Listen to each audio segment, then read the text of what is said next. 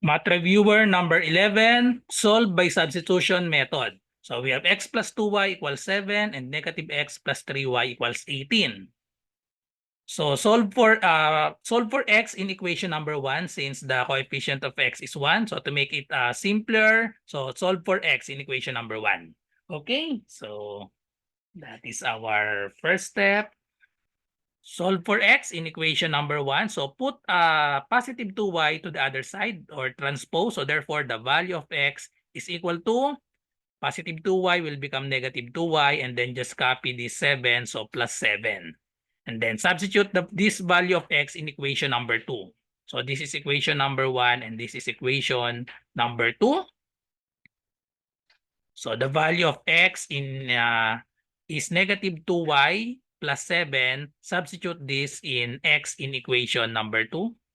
Yan. Okay, so just substitute. So we have, just copy this term or this equation. So we have negative.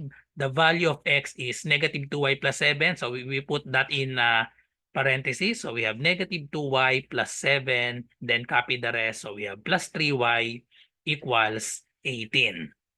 Since it is preceded by negative sign, simply change the sign of the terms inside the parentheses. Okay, so we have, or when we distribute negative times negative 2y, we have positive 2y, negative times positive 7. So we have negative 7, and then we have plus 3y equals 18. So combine like terms, so we have 2y plus 3y. 2y plus 3y, we have 5y.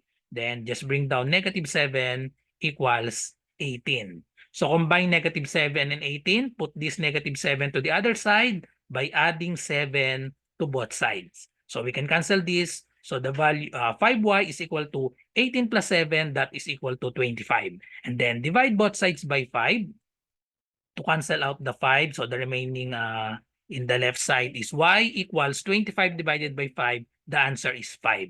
So the value of y is 5. And now we substitute this in this equation. X equals negative 2y plus 7.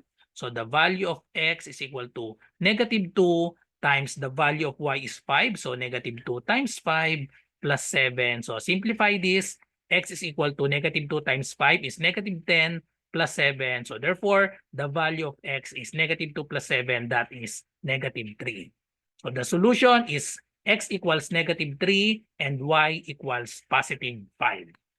Follow for more.